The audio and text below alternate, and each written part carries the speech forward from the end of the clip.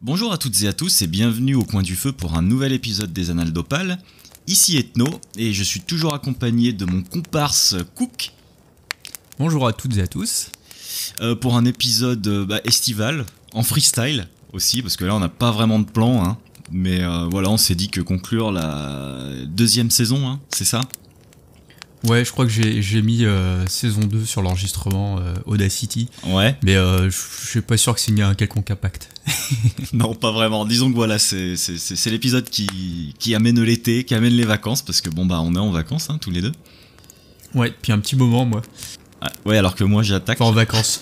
Je n'ai plus d'activité rétribuée. C'est joliment dit. Pour dire que tu fais rien en fait, au final. Bah si, je fais des trucs juste avant, mais je suis pas pas au boulot, rétribué. voilà. Donc ouais, épisode un peu chill, hein, posé pour faire une sorte de petit bilan, de parler de trucs qui nous ont marqué au courant de l'année, en rapport au podcast ou pas. Donc on va parler de plusieurs choses. Déjà, ce serait bien d'annoncer un petit peu les changements qui vont arriver à la rentrée. Même s'il n'y a pas la tonne de trucs, hein, mais c'est plutôt pas mal d'en parler.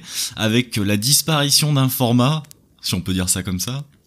Oui, parce que finalement, ce format s'est transformé un peu tout seul, donc c'est la continuité. Il a muté, oui, exactement. Donc on a remarqué... C'est sans contrôle. Ouais, c'est ça.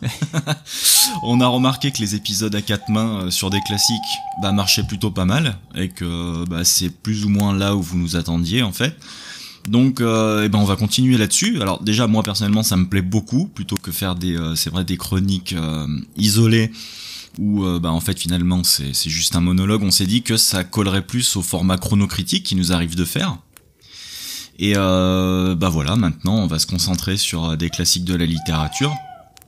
Donc on en a quand même une ou deux idées d'avance. Donc il y en a un qui est fait déjà, enfin qui est écrit, on a les notes et tout ça. Moi je pense que même t'as un livre d'avance sur moi qu'il faudrait que je m'y mette. Ouais, ça dépend, je sais plus exactement ce qu'on avait prévu, mais ouais, il y en a un au moins, c'est sûr que j'ai lu, que t'as pas encore lu, qu'on a dit qu'on ferait. C'est ça. Mais après, on n'a pas décidé d'ordre, tu vois, si on le fait dans 3-4 épisodes, c'est pas un souci. Donc voilà.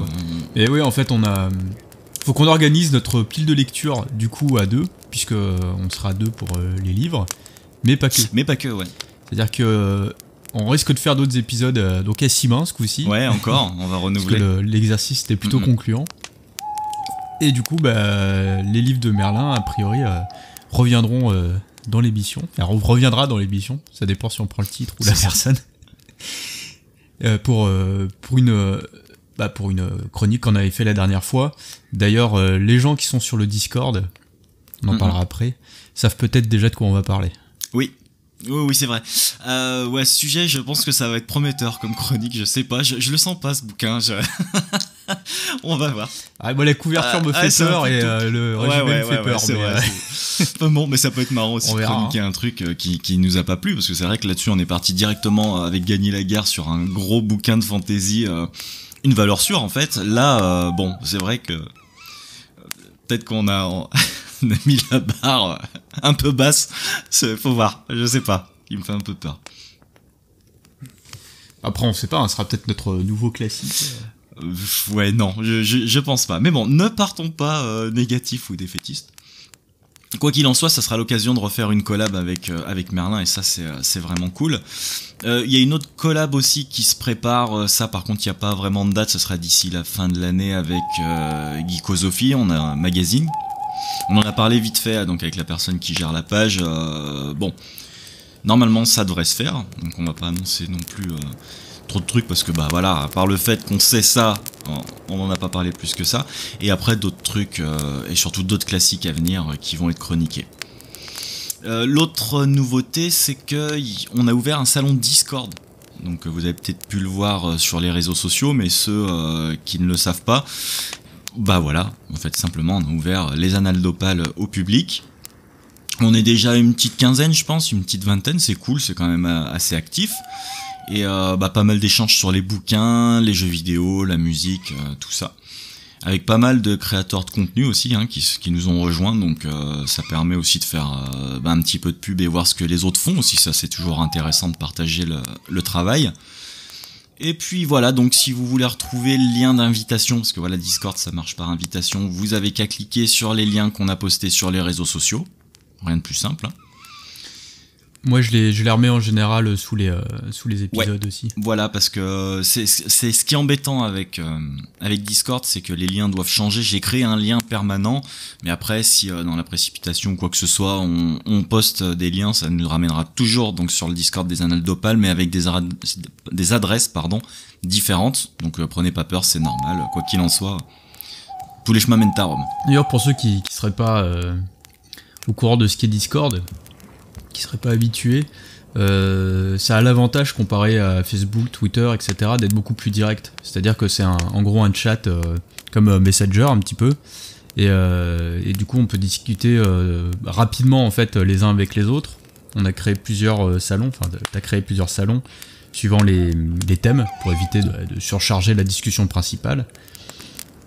Donc faut pas hésiter à parler des choses que vous lisez en ce moment, ce que vous écoutez, d'en discuter entre nous, enfin c'est l'intérêt aussi.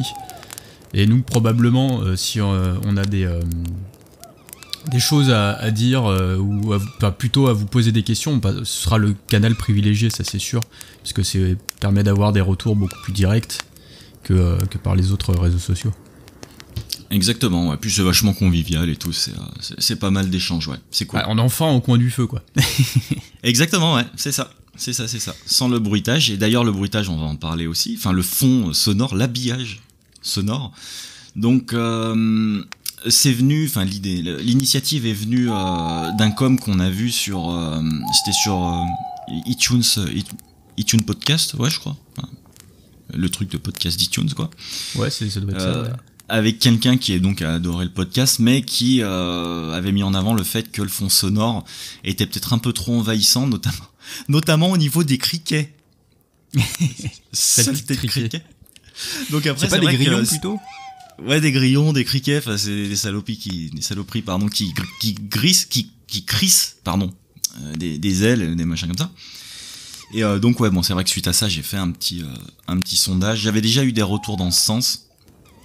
Et sur Twitter, voilà, c'est vrai que les grillons, c'est ce qui était revenu le plus souvent. Donc on a tenté un nouveau fond sonore, en fait, hein, qui devrait être un peu moins envahissant en termes de... Bah, là, nous, on l'a pas, mais normalement, vous l'avez, là. Donc vous nous direz voilà. Ce que vous en pensez. Bah, faites-nous des retours sur Discord, justement. Voilà, exactement. Si vous voulez nous faire un retour, bah, vous vous inscrivez, vous cliquez sur le lien, et puis... Exactement, c'est aussi simple que ça.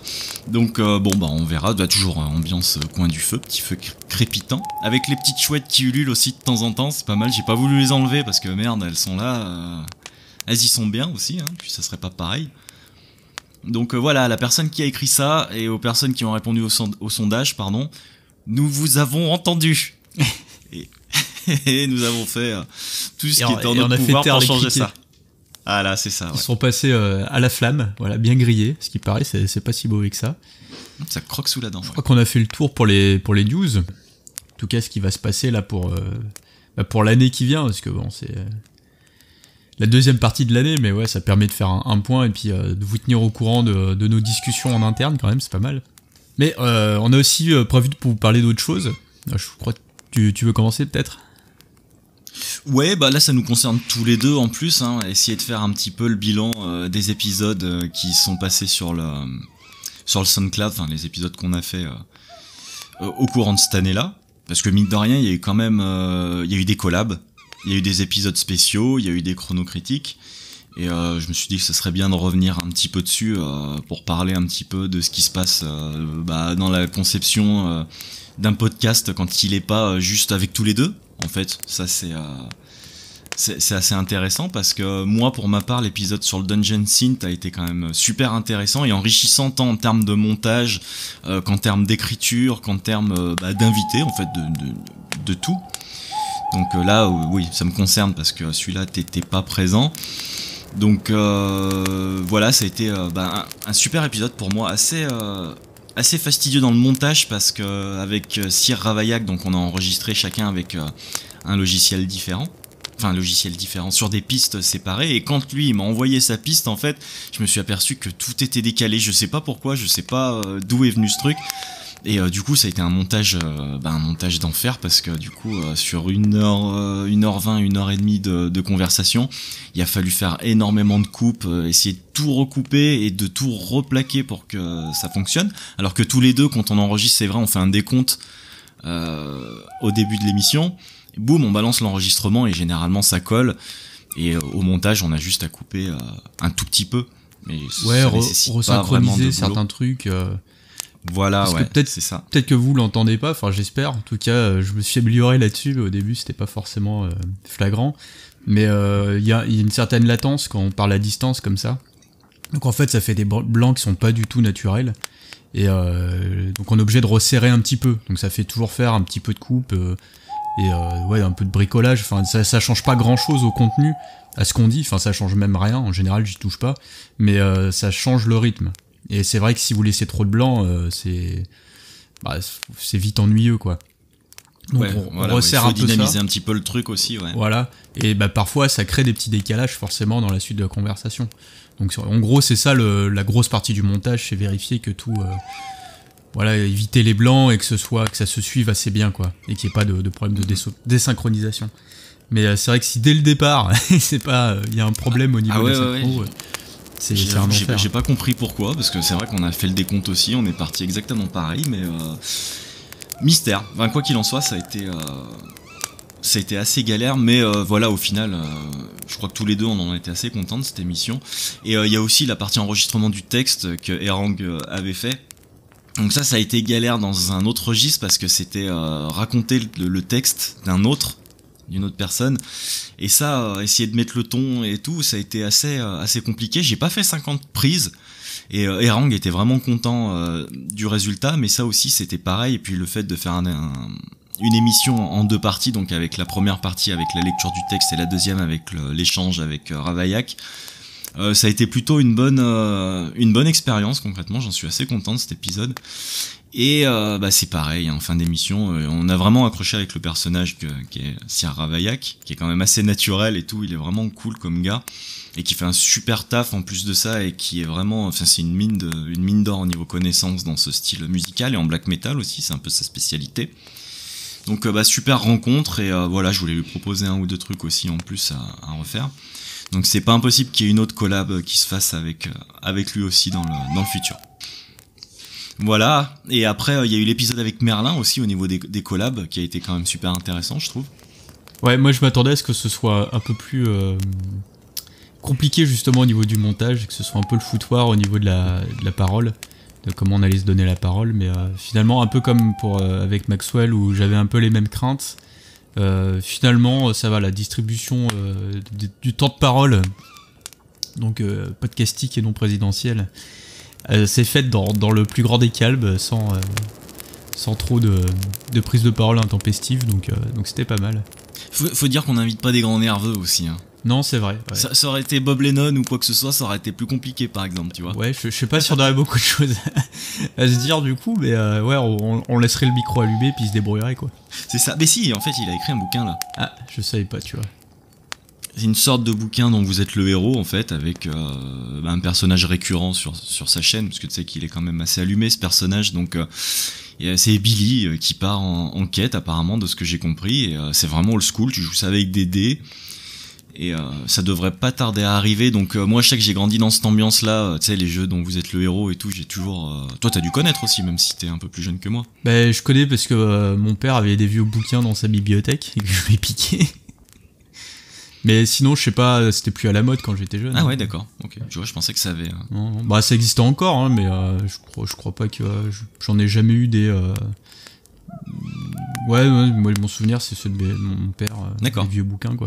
Bah là il y a une sorte de revival autour de ces bouquins. Du jeu de rôle en général, hein, de toute façon, puis de la culture geek entre guillemets, parce que finalement c'est plusieurs cultures qui se sont mélangées. Ouais, bah du coup voilà, ça revient du tréfonds des années 80-90, même je crois que c'est plus 90 quand même. Donc non c'est cool, il y avait des super couves. Putain, c'était J'en avais plein, bon bah voilà, ça a pas survécu aux années, mais je regrette vraiment de pas avoir encore ces trucs. Et puis les histoires étaient pas mal, hein, bon, après c'était pas non plus du Tolkien, mais ouais, c'était cool, et puis c'était quand même c'était quand même vachement interactif, hein, malgré que ce soit sur papier, en fait, et qu'on pouvait jouer ça tout seul, c'était quand même royal. Et donc voilà, pour conclure là-dessus, Bob Lennon va sortir un bouquin en rapport avec ça. Ouais, donc on est toujours à fond sur l'actu. À fond, ouais, carrément. Et donc oui, avec Merlin, oui, donc c'est pas une grande nerveuse, hein. Donc c'est vrai qu'au niveau du montage, après, ça a pas été non plus trop galère. Hein. Oui, finalement, la discussion était assez complémentaire. Enfin, chacun amenait ses idées et on a réussi je pense, à donner des points de vue, des nuances plutôt différentes, parce qu'on était quand même relativement d'accord sur à peu près tous les points. Mais pas forcément... comment dire, on n'a pas non plus exactement le même avis. Donc ça permettait de mettre un peu de nuance à ce qu'on disait. Après, forcément, plus il y a de monde et plus il y a de nuances, mais là, je trouvais qu'on avait un équilibre pas mal entre s'arrêter sur un point, parler du point et essayer d'avoir comme au final une chronique assez globale sur l'œuvre. Ouais, c'est ça. Et puis de toute façon, je crois qu'au niveau des invités, ça a été à peu près tout. Mais ce qui est marrant, c'est que du coup, ces invités-là risquent de refaire un passage dans l'émission, et ça, c'est cool. C'est le principe du coin du feu, quand tu y es bien, tu y restes. Ouais, exactement. Parce que toi, t'as prévu comme un petit plan, donc je sais pas où on en est, moi. Un petit plan, oui, voilà. Oui. Enfin, après, c'est pas un gros truc non plus. Hein. Ce que je te disais, ça tient sur quelques lignes de page Word. Et puis non, vu qu'en fait c'est une sorte d'épisode plus ou moins bilan, voilà. Donc c'est vrai que nous, sur cette saison-là, on a fait quand même beaucoup d'épisodes, tous les deux. Donc après voilà, les épisodes avec les invités, il y en a pas non plus 50 000, et je me suis dit que vu que c'était un épisode bilan, on pouvait aussi sans parler de littérature, parce que c'est vrai qu'on fait que ça quand même à longueur d'année, hein. On vous parle de bouquins, on vous bourre le mou avec allez lire ça ou allez pas lire ça. Je me suis dit qu'aussi un petit bilan sur tout ce qui est jeux vidéo, peut-être séries, films ou quoi que ce soit, ça pouvait être pas mal. Alors toi, avant qu'on commence, je vais te laisser en parler, hein. Tu m'avais parlé d'un jeu qui t'a marqué et que t'es en train de faire d'ailleurs. Ouais, en fait, mon ordinateur a craché il y a quelques mois, complètement mort, il s'allumait plus, donc on est vraiment sur une mort totale. Et j'ai changé d'ordinateur, donc je me suis dit, quitte à changer d'ordinateur, autant prendre un truc suffisamment costaud pour faire tourner des jeux, mais moi j'ai toujours 10 ans de retard, donc c'est pas non plus une bête de course, hein. Et j'avais un jeu qui traînait sur Steam, comme tout le monde, je pense, il y a des jeux qui dorment sur le compte Steam. Si on avait qu'un, ouais, ça serait bien. Ouais, c'est ça. Et c'est con, parce qu'il y en a certains, je lui dis, ouais, tu te fais un peu violence, et puis finalement tu les fais, et c'est cool. Et donc je me suis lancé Alien Isolation. Alors, faut savoir que moi je suis un gros fan d'Alien, je pense que ça fait partie facilement dans le top 3 des films préférés, le premier en tout cas. Ce que j'aime beaucoup en fait dans Alien, c'est donc encore une fois surtout le premier, c'est l'atmosphère en fait, la tension que l'on ressent dans le film, la tension un peu constante. Je parle bien, c'est pas la peur, hein, c'est la tension, parce qu'en fait c'est pas un film qui fait peur, Alien. C'est un film qui joue sur les nerfs plutôt. Exactement, ouais, c'est ça. Et moi je sais que j'adore ça, enfin les ambiances tendues, même en musique, c'est un truc que j'aime bien, les riffs acérés comme ça qui mettent de la tension, et c'est pour ça que par exemple je suis pas un gros amateur de son très très lourd, c'est que quand c'est trop lourd ça perd cette tension là. Et donc j'avais déjà joué à des jeux Alien avant, mais souvent c'était on en parlait un peu avant, c'était des shooters un peu bas du front avec quelques scènes horrifiques, mais on est plus du côté jumpscare, de la peur un peu basique quoi. Et ça me plaisait pas spécialement, et Alien Isolation avait été donc c'est développé par Creative Assembly, édité par Sega, et c'est même distribué par la 20th Century Fox. Ça m'a étonné ça. Ouais, carrément, ouais. Ils distribuent beaucoup de jeux. Mais c'est vrai qu'on voit le logo pendant quand on lance le jeu, et du coup ouais, je cherchais quand ils ont sorti ça, je sais plus, c'était un E3 je crois, il y a quelques années, le jeu date de 2014 il me semble, et Et ouais, l'ambiance qui ressortait en fait des trailers et de ce qu'on nous avait présenté en termes de mécanique, etc. C'était plutôt ce côté tension, puisqu'on n'a pas 40 aliens à dézinguer, on a un alien invincible qui nous chasse dans un vaisseau. Et ça m'avait pas mal plu. Et c'est vrai que là, je suis aux 3/4 du jeu, on va dire, mais il me manque la dernière partie. On est carrément plus sur ce truc-là et ça me plaît effectivement beaucoup plus. Parce que moi, je suis un gros amateur de fast FPS à côté de ça. Donc j'étais, parce que ça fait longtemps que j'ai pas joué. Mais donc c'est pas tellement le fait que ce soit un jeu de shoot un peu nerveux et tout. J'aime bien, mais pour Aliens, je trouve que ça colle pas des masses en fait. Parce que vous avez même d'autres antagonistes, que ce soit des humains ou des lambdas, ce sont des androïdes, comme il y en a dans tout bon épisode d'Alien qui se respecte. Dans tous les épisodes, de toute façon. Ouais. Et donc ça crée un peu de diversité, mais même contre ces ennemis-là, vous pouvez pas vous permettre en fait de tirer à tout va, puisque les ressources sont très limitées en termes de munitions. Vous êtes assez fragile, et en plus, le moindre bruit un peu fort va attirer l'alien. Donc en fait, vaut mieux se servir de ces balles pour attirer l'alien sur un groupe d'ennemis et se planquer pendant qu'il s'en occupe, plutôt qu'essayer de vous en occuper vous-même. Et au-delà de ça, c'est déjà beaucoup, je trouve, parce qu'il n'y a pas beaucoup de jeux qui réussissent ce truc-là. Moi, je fais quelques liens avec le jeu Riddick, dont j'avais parlé dans le top 10 sur l'épisode dans les jeux vidéo, qui est un peu dans cette optique-là, finalement. Alors, il a des côtés un peu plus bourrins, mais il y a beaucoup de moments où vous devez vous planquer, choper les ennemis par derrière, ce côté infiltration, qui finalement, ce mélange action-infiltration, les deux jeux se ressemblent beaucoup sur ce point de vue. Et j'avais adoré donc Riddick et Alien aussi, sachant que c'est l'univers Alien et il est excellemment bien retranscrit, je trouve. Là, on est vraiment dans l'univers, on va dire, du premier, du deuxième film, mais surtout du premier, en termes de visuel et de la manière dont les vaisseaux sont présentés. Et il y a vraiment un très bon travail, je trouve, de graphique, de design, de la manière dont sont agencés les niveaux, etc. C'est vraiment pas mal. Il y a quelques fois où je cherchais comment faire pour avancer. Et en fait, j'avais juste loupé le bouton qu'il fallait voir, mais que ça, je crois que ça m'était arrivé aussi, putain. J'ai pas vu. Donc ça, c'est le genre de truc, ça la fout un peu mal.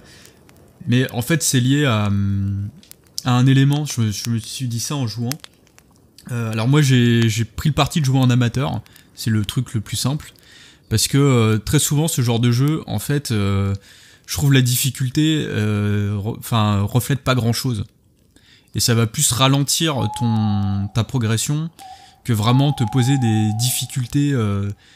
T'as pas à te demander en fait un gros travail d'adaptation, de réflexion, etc. C'est juste, t'as moins de ressources, t'es plus fragile, donc il faut faire encore plus attention et jouer encore plus lentement. Donc je vois pas trop l'intérêt. Moi, ce que j'aime bien dans... Je voyais pas ça comme ça. C'est vrai que... Parce qu'au final, tu joues tout seul. En fait, c'est toi contre le jeu, entre guillemets. Sauf que là, t'as une histoire qui est prenante, donc t'as envie de savoir la suite et devoir faire 40 fois le même passage parce que tu te fais buter pour X ou Y raisons, qui sont des fois un peu... c'est pas injuste, mais pas toujours très cohérent. Parce que l'IA, elle est bien écrite, mais des fois... elle est bien faite, mais des fois, il y a quelques bugs, quoi. Ou des choses qui sont pas très lisibles. Et du coup, tu dois recommencer un passage parce que les sauvegardes se font que à certaines bornes. Donc si tu fais toute une séquence, mais qu'en fait tu te fais tuer juste avant la fin de la séquence, tu dois tout refaire. Voilà, c'est ça, ouais. C'est logique par rapport au jeu, je critique pas forcément cette idée de sauvegarde, mais ça va avec son lot de frustration. Et je trouve que le niveau de difficulté apporte pas grand chose. C'est du challenge après. J'avais lancé. Ouais, si tu veux, mais bon, ça veut juste dire que tu vas passer plus de temps dans des placards à attendre que l'alien fasse son tour. Non, mais oui, c'est ça. C'est ce que je veux dire. Donc moi je l'ai fait, y a des moments où t'es pourchassé et où tu dois beaucoup te cacher, faire très attention, donc c'est bien. Mais c'est bien que ça dure pas 2 heures non plus, parce que c'est très long. C'est vrai, ouais. Ah, non, mais t'as raison. Je voyais pas du tout ça comme ça, parce que c'est vrai que quand tu balances un jeu, que t'as le choix du niveau, en général, t'essayes de pas mettre facile, par rapport à ton ego, de te dire, bon, voilà, je sais pas non plus faire ça en facile, tu sais. Et en fait, non, mais t'as raison, c'est vrai que vu comme ça...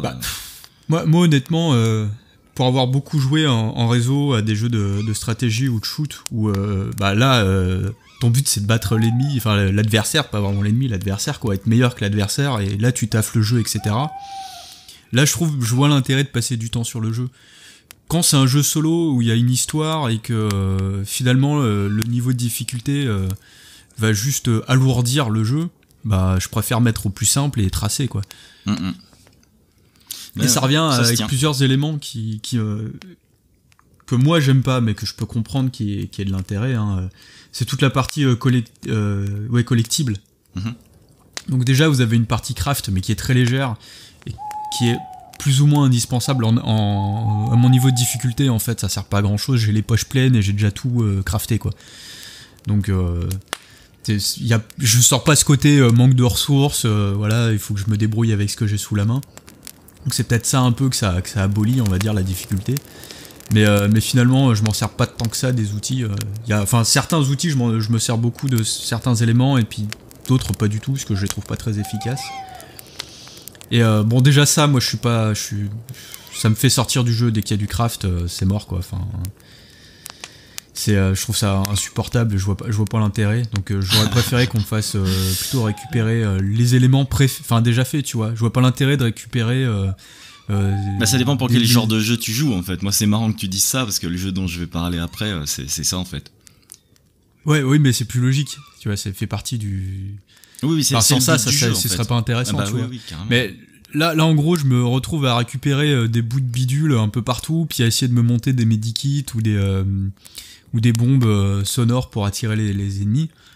Pourquoi est-ce que tu me donnes pas directement les medikits et les bombes sur le sol, quoi? Je vois pas l'intérêt de les crafter, ces trucs-là.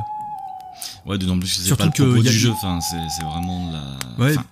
Ce que je comprends, là, tu veux dire, c'est soit il devrait y avoir une grosse partie de craft, et là, d'accord, et là, il y en a une juste toute petite, ça justifie pas le truc, en fait.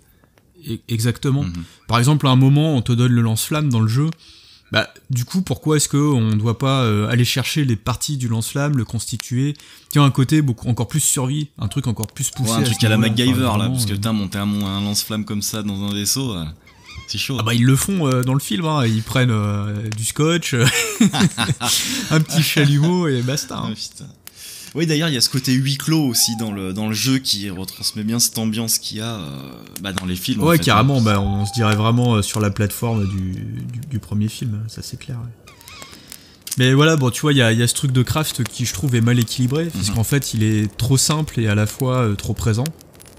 Tu vois, faudrait soit qu'il soit plus compliqué et plus essentiel, finalement. Ouais. Parce qu'en gros, si vous pouvez vous passer de tout et de tout faire vraiment en esquivant les ennemis, c'est le mieux, quoi. Ouais, juste en te planquant ou quoi que ce soit, qui est le vrai but du jeu, en fait.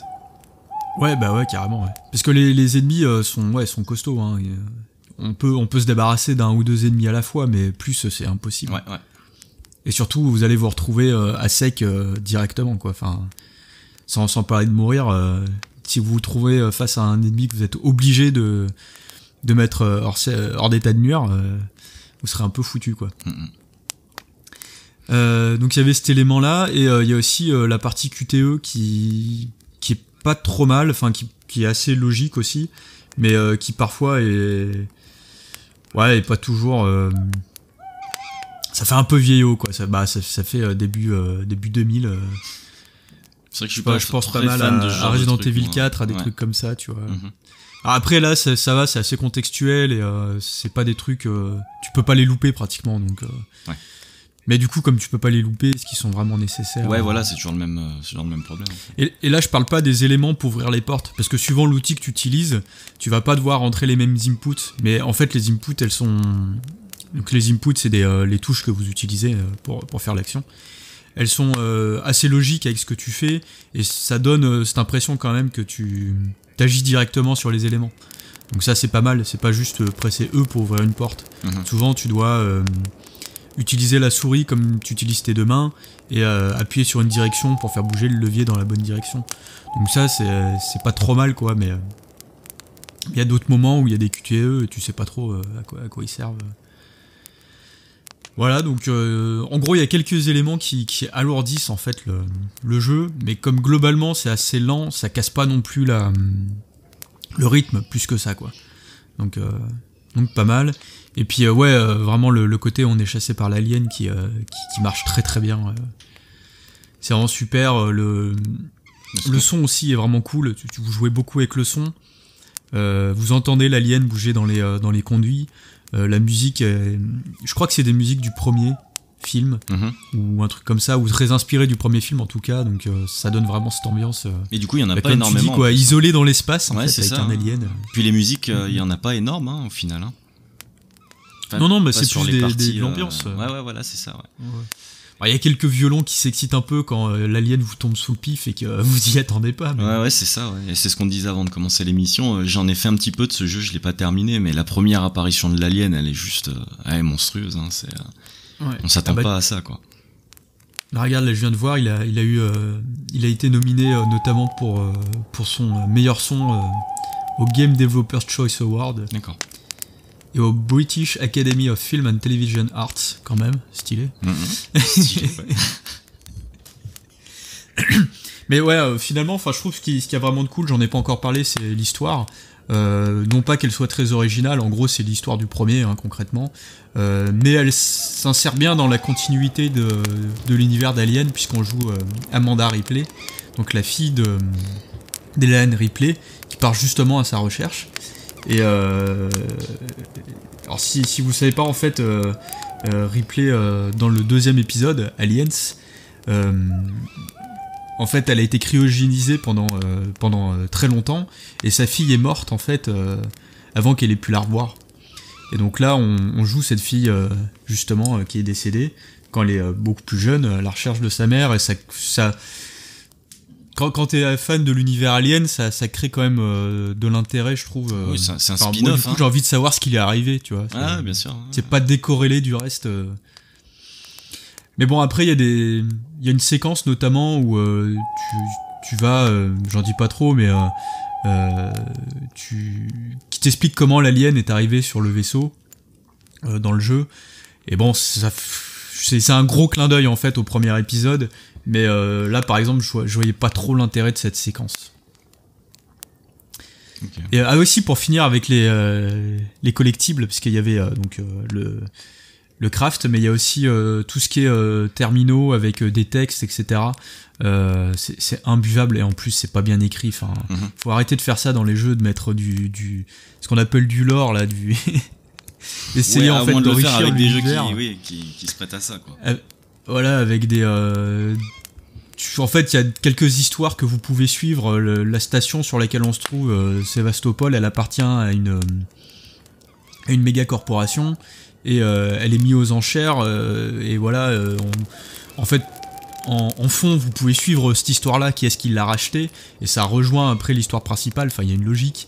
Ou alors comment est-ce que le vaisseau sur lequel l'alien s'est retrouvé est arrivé jusqu'à la station. Il y a quelques éléments aussi, enfin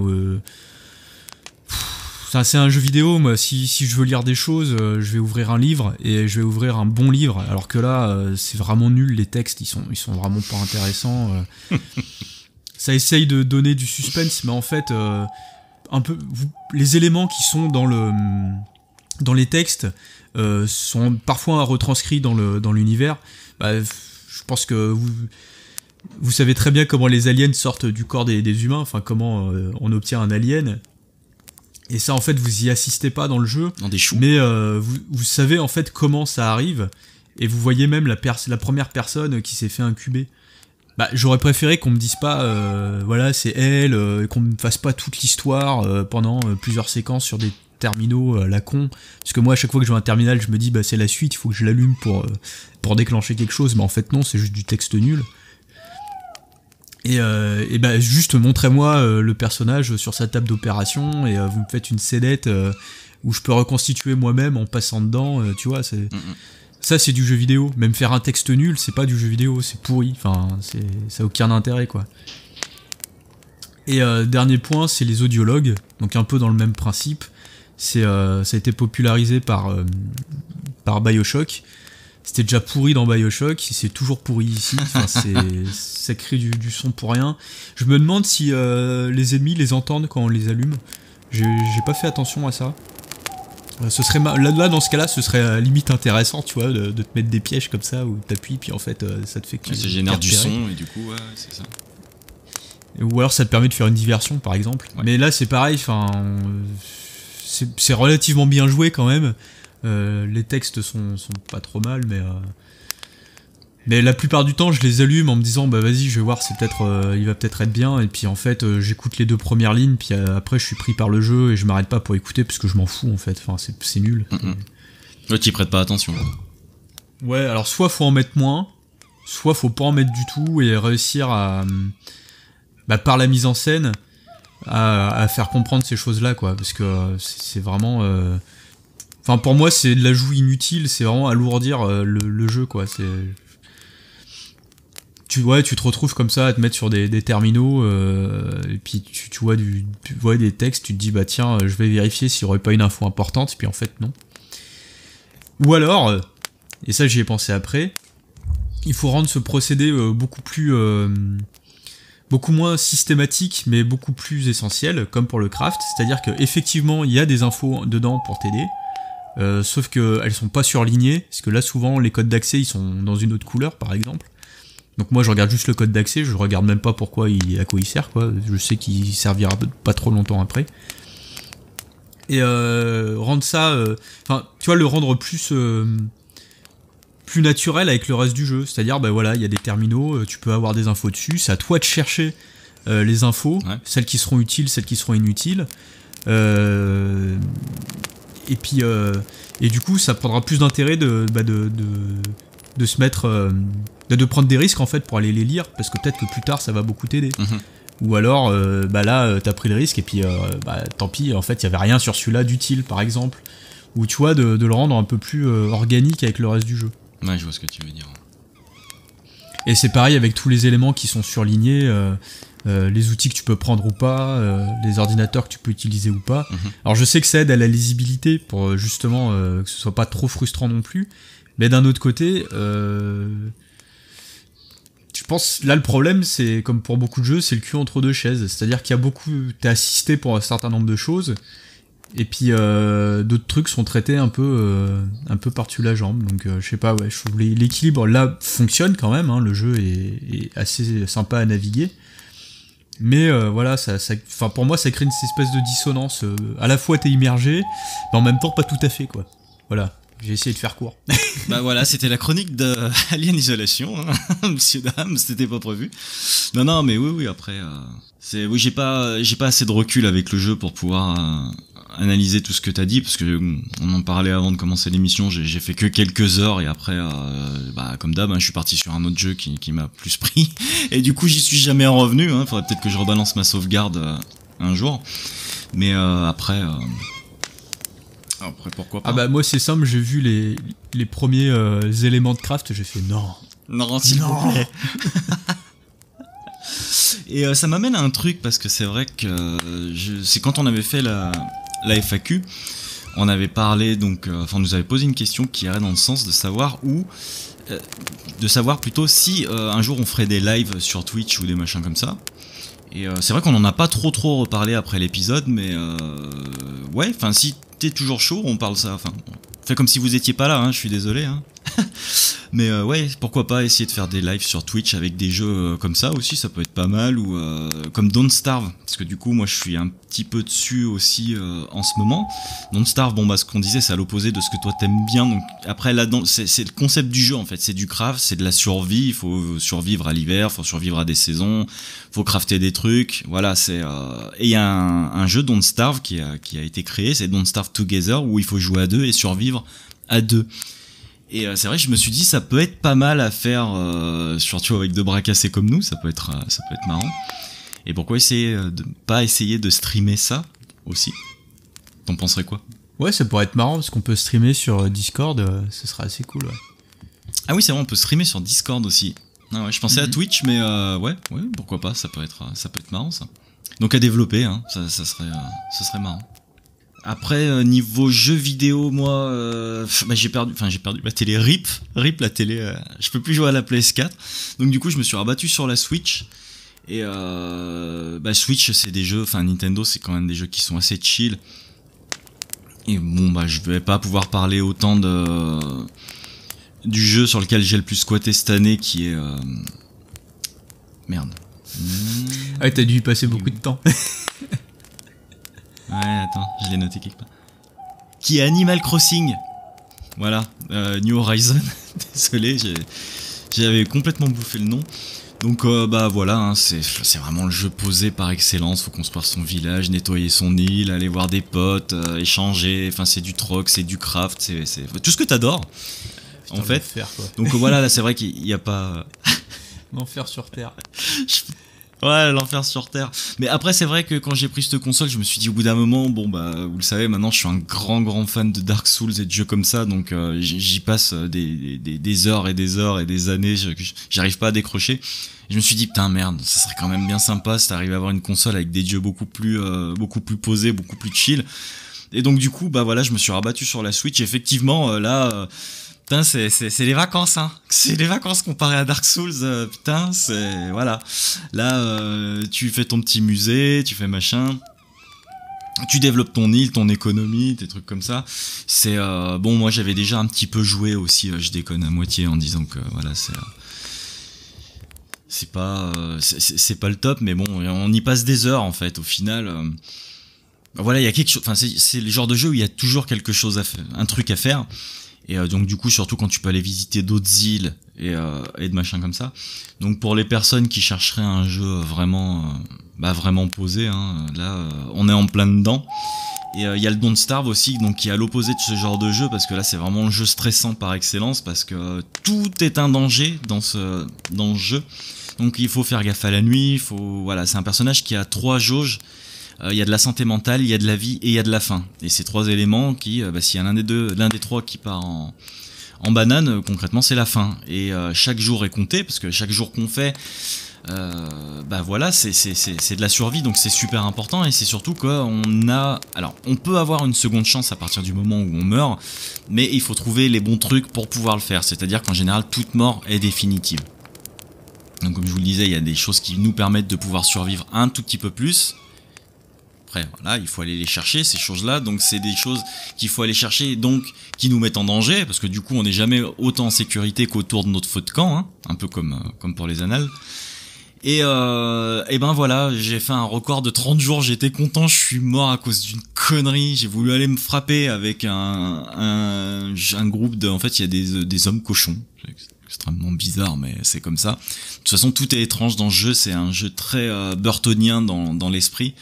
Dans le graphisme, tout ça. Pareil que Dark Souls, j'aime beaucoup ça parce qu'il faut aller chercher les informations énormément pour pouvoir survivre concrètement. Il faut regarder des tutos, faut aller au-devant de l'info, et c'est ça que j'aime bien aussi, c'est que le jeu est quand même assez secret, assez hermétique.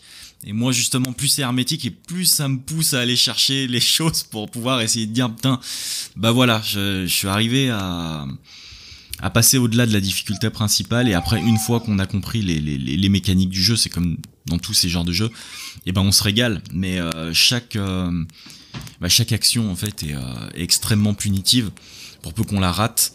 Donc tout est extrêmement pesé dans ce genre de jeu, et c'est là où j'ai pensé à toi, c'est parce que je me suis dit que ça pourrait te faire péter des câbles littéralement au moins de trucs de travers, et je te voyais déjà en train de brailler comme un putois. Et ça me faisait marrer, donc je me suis dit pourquoi pas essayer de le stream celui-ci, un de ces 4. Et voilà, te briefer vraiment au fur et à mesure sur les mécaniques du jeu et tout, pour qu'on essaye de survivre le maximum de temps. Je me dis que ça pourrait être marrant. En plus, je crois que je l'ai. Écoute, faudrait qu'on essaie déjà en off pour voir comment on s'en tire, hein. Bon, si on n'est pas trop... Non, ça va, Enfin, je pense que c'est le genre de jeu où j'y jouerai pas des heures, mais des souvenirs, parce que j'y ai déjà joué un peu. En fait, c'est dans le contrat du jeu, tu vois, donc ça va, oui. Et ça te demande pas en fait des skills de ouf pour survivre. tu cliques en gros, quoi. Ouais, voilà. Faut juste réfléchir un peu à ce que exactement, tu fais. Ouais, c'est ça. Donc ça va, tu vois, ça me demandera pas des heures et des heures pour battre un ordinateur à qui est le plus rapide. Exactement, ouais, c'est ça. Non, mais en plus, ce qu'il y a, c'est qu'il y a un système de progression qui est quand même assez bien pensé. C'est-à-dire que pendant une saison, en gros, on débarque, c'est l'automne. Donc c'est une saison qui est quand même relativement facile. Les jours sont plus ou moins longs, le crépuscule dure bien et la nuit est très courte. Et c'est-à-dire qu'on prend en main les premières mécaniques du jeu. Donc les feux, la cueillette, la construction de pièges, la bouffe. Ce qui va nous amener sur l'hiver où d'autres mécaniques vont venir s'appliquer, sachant qu'on a déjà les mécaniques de l'automne qui nous permettent d'avoir compris un certain nombre de choses. Une fois qu'on passe l'hiver, on en ressort encore plus fort avec d'autres mécaniques qu'on a assimilées pour pouvoir repartir sur une autre saison qui a elle aussi ses difficultés. Voilà, c'est une progression qui est vachement constante et à chaque fois qu'on apprend des choses sur le jeu, qu'on bute sur un truc, qu'on meurt ou pas, hein, et ben on va logiquement de plus en plus loin. Et ce qui est de plus en plus frustrant quand on meurt en fait, parce qu'on y met de plus en plus de cœur et bon, voilà. Puis c'est marrant aussi de voir son camp de base grossir au fur et à mesure des jours, des saisons, d'interagir avec les bestioles aussi, parce que c'est un monde, on n'est pas tout seul, en fait on est tout seul à survivre, mais c'est un univers extrêmement riche, tant en termes de nourriture que d'interaction entre gros guillemets avec les choses présentes sur la carte. Et ce que j'aime bien, comme pour un Dark Souls, c'est qu'il y a énormément de choses présentes sur ces cartes. On ne sait pas l'utilité, mais qu'on apprend en allant s'y frotter. Et ça, moi, tout ce mystère, ça me fait scotcher littéralement un jeu. Et donc, j'ai passé du coup beaucoup de temps cette année à jouer à ce jeu-là, même si c'est un jeu pareil qu'Alien Isolation, qui est très vieux. Enfin, il me semble qu'il date pas d'hier. Donc voilà, moi, mon gros coup de cœur, parce que j'avais commencé le Little Nightmare 2. Et du coup, ma télé m'a lâché peut-être après 1 ou 2 heures de jeu, donc j'ai même pas pu y jouer. Un peu frustré aussi, pareil. Mais voilà pour ce qui est des jeux en tout cas. Bah ça en fait déjà 2 pas mal, hein. Carrément. Après, je sais pas si tu veux rajouter d'autres trucs. Non, moi je pourrais parler plus longtemps d'Alien, mais je pense que j'ai fait assez. Ah, un truc qui me revient, tu m'avais dit que t'étais sur la lecture du Seigneur des Anneaux. Ah oui, c'est vrai, ouais. Ouais. Bon, c'est pareil, je pourrais en parler. Enfin, la relecture, enfin, je sais pas la combienième exactement, mais. Ouais, bah écoute, j'aime bien le relire parce que plus je le relis, plus je l'apprécie ce livre. Enfin, cette série de livres plutôt. Mm-hmm. Et je me suis rendu compte que finalement, on a tendance à dire que le Hobbit est plus éloigné du livre que le Seigneur des Anneaux, alors que pas du tout. Si vous vous souvenez bien de votre Seigneur des Anneaux, et moi, il y a pas mal de trucs dont je me souvenais, mais d'autres pas du tout. Peter Jackson a pris beaucoup plus de liberté avec le Seigneur des Anneaux qu'avec le Hobbit. Par contre, c'est pas la même qualité des libertés dans les 2 films. Voilà, on y vient. Et ouais, je trouvais ça assez intéressant. C'est toujours pareil, quoi, les critiques qu'on fait à une œuvre et quand on la compare, notamment là dans le cadre d'une adaptation, faut faire attention parce qu'on peut vite dire des bêtises. Mais pour pas se fâcher, on va rester sur les bouquins. Et bah ouais, c'est toujours un plaisir de lire Tolkien et c'est vrai c'est vraiment le genre de livre qu'il faut relire pour parce qu'en fait on se rappelle de choses différentes et on découvre des choses différentes à chaque fois. C'est assez riche pour ça. Et le truc que je me suis dit, mais qui est assez logique parce que Tolkien c'était pas un grand voyageur, mais c'était un grand promeneur, et qu'en fait le Seigneur des Anneaux c'est de la promenade, c'est clairement de la promenade.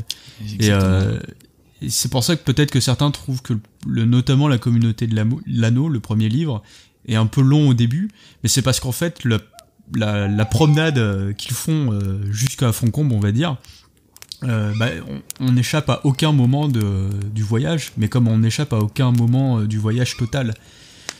Donc finalement, il faut vraiment le prendre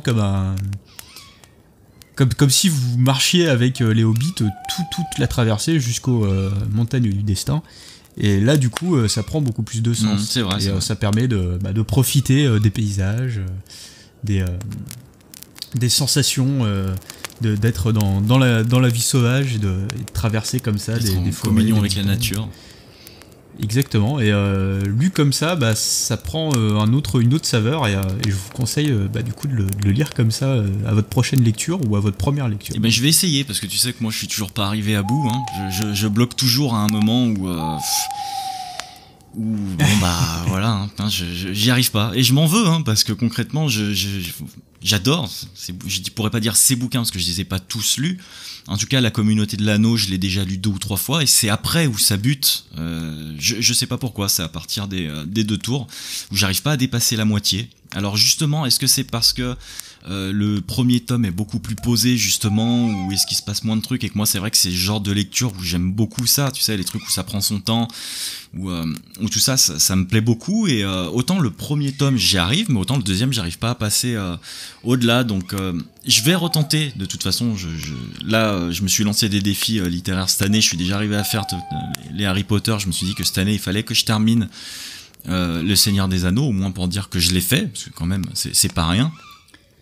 Et du coup on le chroniquera quand tu l'auras fini. Ouais, pourquoi pas. Ouais, là on va faire ça en 3 volumes, hein, parce que ça va être par volume. Ouais, voilà, exactement. Bon, écoute, je crois qu'on arrive plus ou moins à la fin de cet épisode. À moins que t'aies des choses à rajouter ou quoi. Non, je crois qu'on a fait le tour. Bon, de notre côté, il nous reste plus qu'à vous souhaiter de bonnes vacances. Et oui, et puis vous pouvez nous écouter pendant les vacances, d'ailleurs.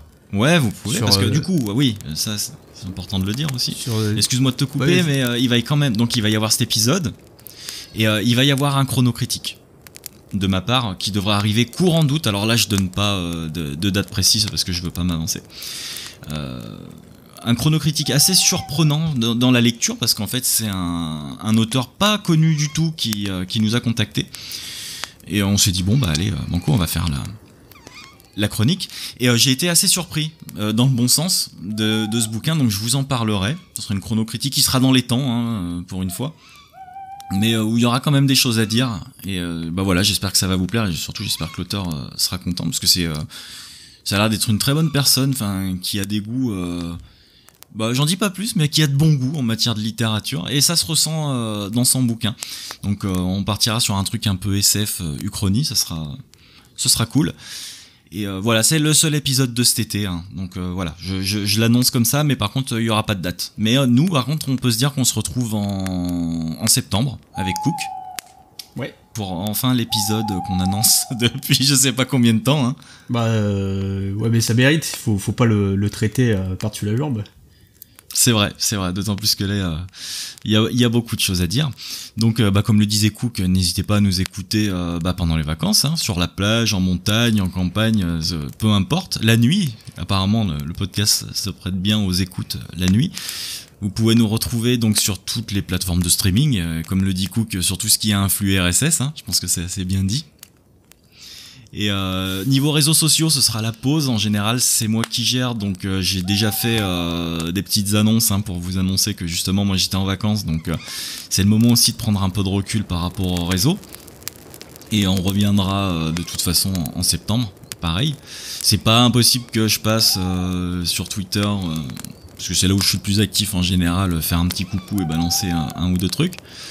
Mais voilà, vous étonnez pas s'il n'y a pas vraiment d'activité sur nos comptes Facebook et Twitter. Moi je suis de passage régulier sur Discord, donc je pense que ce sera là où on sera le plus présent finalement. Oui, parce qu'il y a la modération aussi, c'est vrai que c'est important, même si c'est pas non plus un truc de ouf. Mais oui, c'est vrai que je considère pas ça bizarrement comme un réseau social, Discord, c'est marrant. Alors que c'en est un. Exactement, ouais. Donc d'ici là, profitez bien du soleil, ou de la pluie, hein, parce que ça a l'air bien parti comme ça. Et surtout, lisez bien.